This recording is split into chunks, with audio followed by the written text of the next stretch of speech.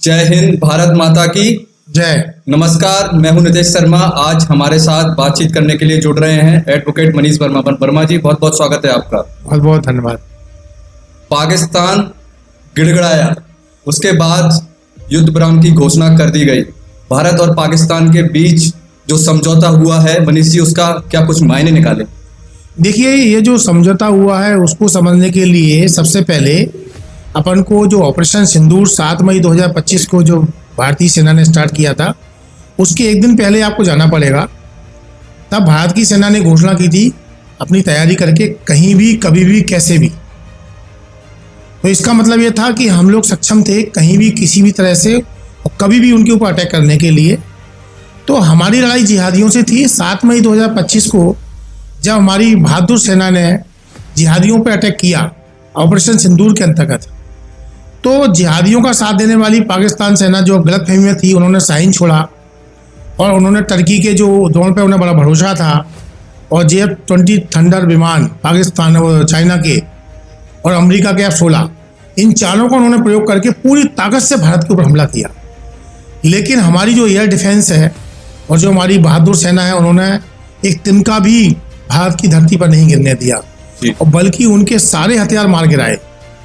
उसके बाद जब पलटवार करके भारत की जो सेना है, विश्व की सबसे बहादुर, संतुलित, धैर्यवान, दिमागदार सेना है, वो नहीं चाहती थी कि हिंदुस्तान या पाकिस्तान की किसी भी आम नागरिक की कोई कैजुअलिटी हो। तो उन्होंने क्या किया, उनके एयरपोर्ट के वो एरिया तोड़े, ये बताने के लिए कि देखो हमारी पहुंच यहाँ तक है। उनका एयर डिफेंस जीरो हो गया उसके सामने। तब 2 दिन में जहाँ उनके जो परमाणु बम जिस पर गुमान करते हैं वो 250 ग्राम पाव भर रखे थे, तो भारत की सेना ने यह सिद्ध कर दिया कि अगर तुमने परमाणु बम को हाथ लगाया तो हम उसको वहीं बस कर सकते हैं। और पूरे विश्व ने देखा।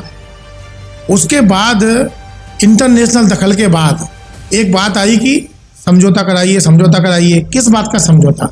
अरे भारत ने तो अभी युद्ध शुरू नहीं किया था। केवल एक बात का समझौता था कि जब हम ऑपरेशन सिंदूर के अंतर्गत और लोगों को मारेंगे तो आप उसका हमारे ऊपर कोई प्रतिक्रिया नहीं देंगे। ये बात पाकिस्तान ने कबूल कर ली है कि ठीक है साहब, क्योंकि ऑपरेशन सिंदूर अभी सेना ये बोल रही पूरा नहीं हुआ है, अभी हमारा जारी है। देखिए, 4 आतंकवादी, हाफिज सईद, अजहर मसूद, दाऊद इब्राहिम और असीम मुनीर, जब तक ये नहीं मरेंगे और उन जिहादियों की 6 की लाश नहीं मिलेगी, तब तक ये ऑपरेशन सिंदूर जारी रहेगा। तो ये भारत की डबल जीत हुई है, क्योंकि ये जो युद्ध चलता है हथियारों का, उसके अलावा ये एक युद्ध और चलता है, वो है ट्रेड वार। ट्रेड वार पूरे विश्व में चल रहा है। अगर भारत ट्रैप में फंस के अगर पूरा युद्ध में आ जाता है हिंदुस्तान पाकिस्तान, तो कई सैंक्शन भारत के ऊपर लगते और हमारा शेयर मार्केट क्रैश होता और बहुत सारी समस्याओं से हम लोग गुजरते और बहुत सारी सिविल कैजुअलिटी हो सकती थी। तो पाकिस्तान सरेंडर हो गया पूरी तरह से। वो झूठ बोल करके अपनी मीडिया में अपने देश को समझौता उल्टा बता रहा है वो, लेकिन हकीकत में ये बहुत दूरदृष्टि, सूझबूझ हमारी भारत सरकार और सेना की है कि उनको अटैक के लिए वो सरेंडर हो गए हैं और हमारा ऑपरेशन अभी भी जारी है। मनीष जी, जो युद्ध था भारत और पाकिस्तान के बीच था, लेकिन युद्ध विराम की घोषणा किसने की? तीसरे देश अमेरिका ने। क्या कुछ मायने निकाले हैं इसके? देखो, ये गलतफहमी है। उन्होंने कोई घोषणा नहीं की। उन्होंने एक मध्यस्थता करने की पेशकश की थी और ये जो समझौता जिन शर्तों पर हुआ है, जैसे वाटर टीडी हमने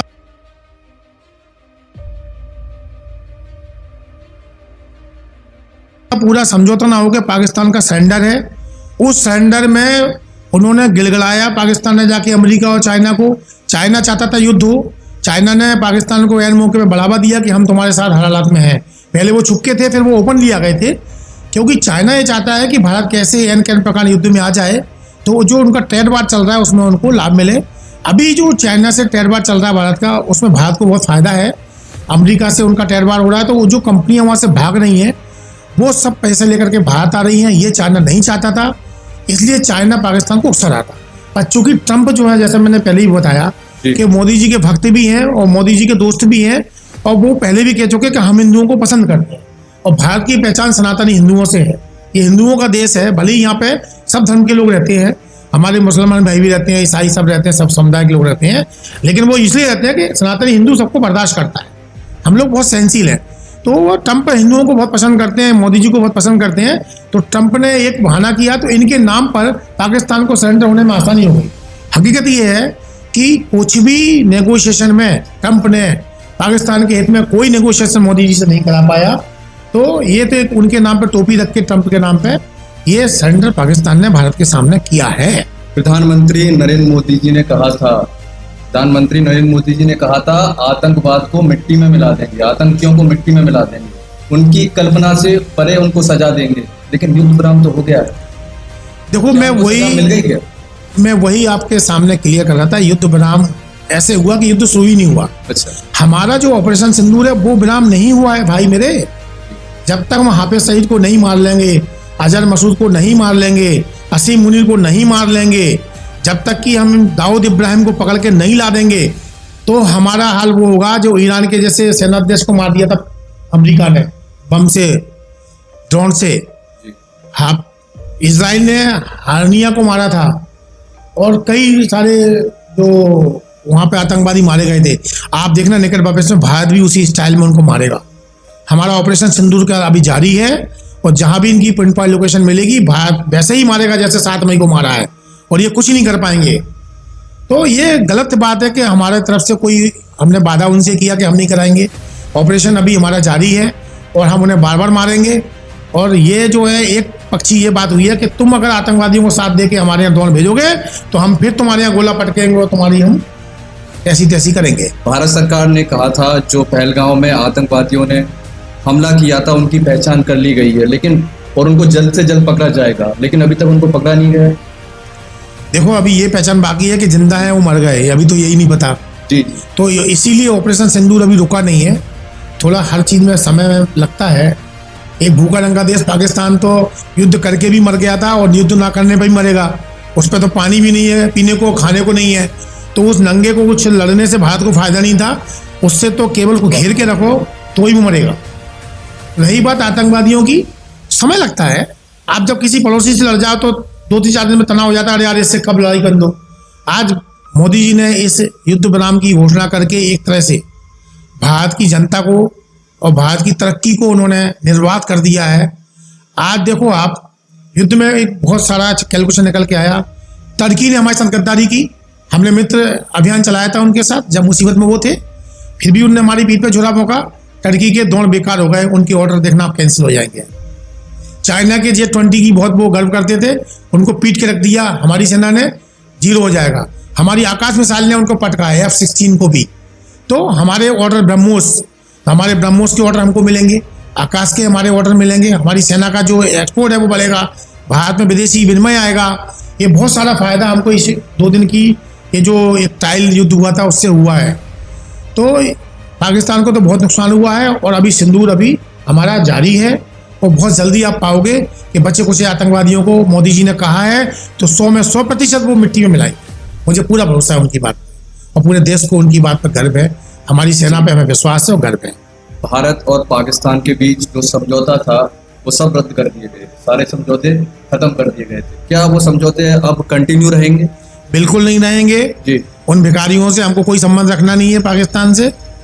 तो पहले ही क्लियर कर दिया हमारी कैबिनेट ने कि वाटर NDCC जो है सस्पेंड रहेगी, हमारा एक्सपोर्ट इम्पोर्ट व्यापार सब बंद रहेगा। अब अगर होगा तो नई शर्तों में, ये कोई इंदिरा गांधी की सरकार नहीं है जो बिना कुछ हम उनसे लिए 93,000 सैनिक छोड़ दें। ये नेहरू जी की सरकार नहीं है, ये मोदी जी की सरकार है। उन्हें POK खाली करना पड़ेगा। एक ही बात होगी, POK खाली करोगे तुम भिखारी हो तो हो सकता है कि हम थोड़ी बहुत तुम पे दया बरत दें। बकाया अभी कोई समझौता उनसे होने हमें दिखता नहीं है। आने वाले भविष्य भारत का स्वर्ण है, भविष्य है, और उन भिखारियों को हम टूटते 3 टुकड़ों में देखेंगे। PLA जिस प्रकार से मार कर रहा है तो मुझे ये जब बांग्लादेश बना था ना तो वहाँ पे एक सेना उतारी गई थी, याद है आपको? आपने सुना है कभी? हिंदू सेना जी, वो क्या बोलते थे उनको, मुक्ति वाहिनी के नाम से भारत की फौज उतरी थी। तो मुझे कहीं ना कहीं BLA की जो स्टाइल लग रही है ना नई लड़ाई की, मुझे लगता है कहीं ना कुछ हमें अजीत डोभाल साहब पे, मैं ज़्यादा ऊपर नहीं बोलूँगा, पर कुछ ना कुछ तो है। तो लड़ने के तरीके बदल गए। अब डायरेक्ट लड़ाइयों के युद्ध के समय नहीं रहे। अब ऐसी लड़ाइयाँ अमेरिका भी नहीं लड़ता। अमेरिका ने इजराइल को लड़ा दिया हमास से, कहीं किसी ने किसी को लड़ा दिया। तो BLA काम कर रहा है ना देश के हित में, क्या दिक्कत है? उनको सपोर्ट करना चाहिए अपनी भारत की सेना को खुल के। उनको पागलों को सबक सिखाने के लिए BLA है, TTP है, खैबर पख्तून उनका टूटेगा, पंजाब उनका टूटेगा, पीओके भारत में मिलेगा और देखना बलोच एक देश बनेगा, वो भारत का सबसे मित्र देश होगा। हम और आप अगली गर्मियों की छुट्टियों में बलूच चलेंगे, बलूचिस्तान चलेंगे, कोयटा उसकी राजधानी होगी। पहलगांव में सनातनियों को चुन चुन कर मारा, हिंदुओं को चुन चुन कर मारा, धर्म पूछकर उनको मारा गया। सनातनी अपने आप को कैसे सुरक्षित रखे मनीष जी? देखो भैया, मेरा तो सीधा सच्चा ये कहना है, सनातनी को सुरक्षित रखना है तो अपने अपने घर में सब हथियार ले आओ, राइफल के लाइसेंस लो, हर घर में राइफल रखो। कभी भी ये जो अपन घटना देखते हैं ना, 400-500 जिहादी कॉलोनी में घुस गए, अगर आपके घर में कोई जिहादी कभी घुसता है और अगर आपकी बहन बेटी पे निकालता है, सीधी यहाँ गोली मारो उनके। अगर मैं आपसे कह रहा हूँ, आत्मरक्षा में आपको अधिकार है, सीधी उनको यहाँ गोली मारो। ये बापू का जमाना गया, एक लपड़ खाया दूसरा कराया, गया वो जमाना। और आप नहीं है तो आपके घर में बहन बेटियों को भी बंदूक चलाना आना चाहिए, हर घर में बंदूक दो। और मैं भारत की जो सनातनी सरकार है, मैं कहूँगा भैया सनातनियों को बुला बुला के घर घर में बंदूकें दो, राइफल दो।